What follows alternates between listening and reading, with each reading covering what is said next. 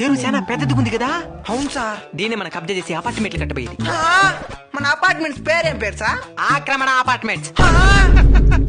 ఏంది సార్ ఇక్కడ ప్లానింగ్ ఇస్తున్నారు? ఇది చెరువు కదా. చెరువులో చేపలు పట్టడం వానవైతే బట్ వేరే చేంజ్.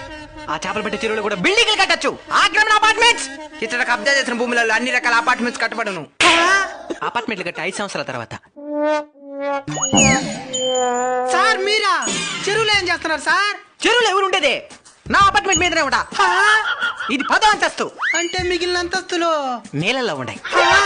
పవర్ డబ్బులు ఉన్నదని ఎక్కడ పడితే అక్కడ కబ్జా చేసి బిల్డింగ్లు కట్టేస్తా ప్రకృతినే సమాధానం చెప్తాది. మీరు చేసిన తప్పుల వల్ల సామాన్యులు కూడా బాధపడాల్సింది వస్తున్నది. ఇప్పుడు నాకు ఒకటి అర్థమైంది. ఏందది? ఈ వరదల తుఫాన్లు ఎందుకు వస్తాయి చెప్పా? ఎందుకో? మమ్మల్ని పట్టించేసేదానికి. అవును, ఇంతకు మీ పియ్య ఎక్కడా? సరిగ్గా నిలబడి కదలు పక్క అంటే వాడి భుజాల పైన నిలబడి ఉండేది.